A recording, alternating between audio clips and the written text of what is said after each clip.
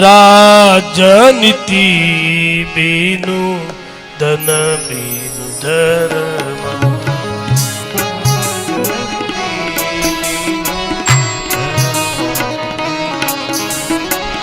રાજનીતિ બીનુ ધન બીનુ ધર્મ,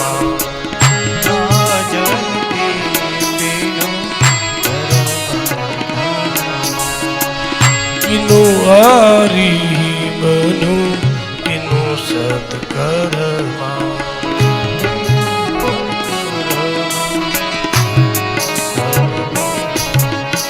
નીતિ વગરનું રાજ ન હાલે, ધર્મ વગરનું ધન ન રહે. હા, નીતિ વગરનું ગમે એવું રાજ હોય પણ જો નીતિ ન હોય તો રાજ ન હાલે. ધર્મ વગર ધન ન ટકે ઘરમાં. હા, સત્કાર્ય કર્યા પછી માં અંબાને માં જગદંબાઓને અર્પણ ન કરો તો સત્કાર્ય. સન્યાસી ખરાબ સંગ લે એ સન્યાસી નો સન્યાસ ના હાલે. શરાબ પીવે એ માનવીની ખાનદાની ન ટકે. બાપા, આવા વાતાવરણમાં માં ભગવતીના સ્વરૂપાનું વર્ણન કર્યું છે બાપ. અને પછી લખ્યું છે સૌદ જણારે વિરોધ કદી નહીં કરવાનો. જેને ભગવતીની ભક્તિ કરવી હોય એને સૌદ જણાથી દૂર રહેવું બાપા. એવા સૌદ જણા કયા છે બાબા?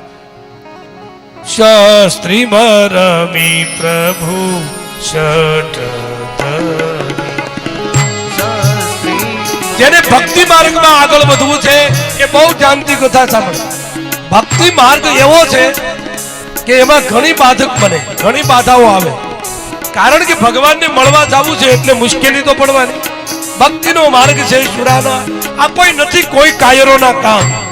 પ્રથમ પેલા મસ્તક મૂકી અને વળતી લેવું. માને મળવા જવું હોય એ બહુ ધ્યાનથી સબૂત જણાનું ધ્યાન રાખે બાપ. શાસ્ત્રી મરમી પ્રભુ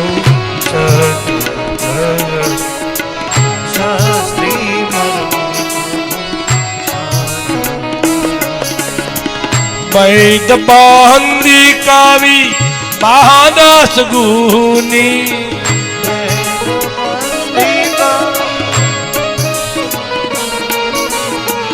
વૈદ બાંધી કાવી મહાદાસ ગુની,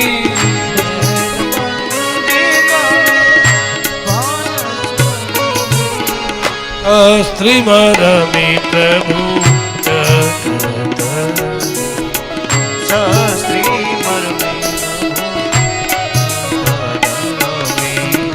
વૈદ બાંધી કવિ, વૈદ બાંધી કવિ.